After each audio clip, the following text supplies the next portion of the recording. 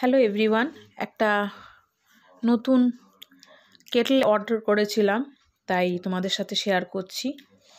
এখানে দেখো, এত সুন্দর একটা কেটেল 650 টাকায় অনলাইনে আমি পেয়ে গেলাম। সহজে পুরনো জিনিস চেঞ্জ করতে তো ইচ্ছে করে না কারো, খুব প্রয়োজন না হলে সেটা করা যায় না। তোমাদের দেখাই জিনিসটা খুব ভালো লেগেছে আমার এবং খুব পছন্দের হয়েছে। মেজেন্ডা কালারের উপরে এবং স্টিল বডি এটা, তার সাথে ওয়্যারটাও খুব বড় আর খুব সুবিধাজনক হয়েছে আমার জন্য। আর এটা 1.5 লিটারের আমি একটা কেটল অর্ডার করেছি, যাতে আমার প্রয়োজনীয়তাটা সম্পূর্ণ হয়। তো তাই বলছিলাম যে পুরনো জিনিস সহজেই চেঞ্জ করতে ইচ্ছে করে না, কিন্তু খুব প্রয়োজন না হলে এটা করা যায় না। আর আমি এটা বিশ্বাসও করি না।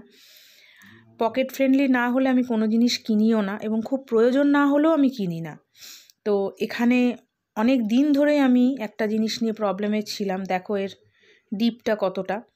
স্টেনলেস স্টিল বলে এটা বেশ হাইজিনও হবে এবং ইউজ করতেও সুবিধা এবং পরিষ্কার করতেও খুব ইজি হবে। আর পুরোনোটার অবস্থা দেখো, মারাত্মক হয়েছিল। এই পোর্শনটা দিয়ে প্রচণ্ড পরিমাণে জল লিক করতো, ফেটে গেছে। এটা তোমাদের আমি ক্যামেরায় পরিষ্কার দেখাতে পাচ্ছি না, এবং দেখো বডিটা পুরো মানে ছালটা উঠে এসছে গায়ের, এমন অবস্থা। এই না যে কোনো ড্যামেজ হয়েছে, কিন্তু এরমভাবেই নষ্টটা হয়ে এসছিল। ভেতরটা দেখো আয়রন হয়ে গেছে। সো এই জন্যই আমি নতুন একটা কেটল অর্ডার করেছিলাম।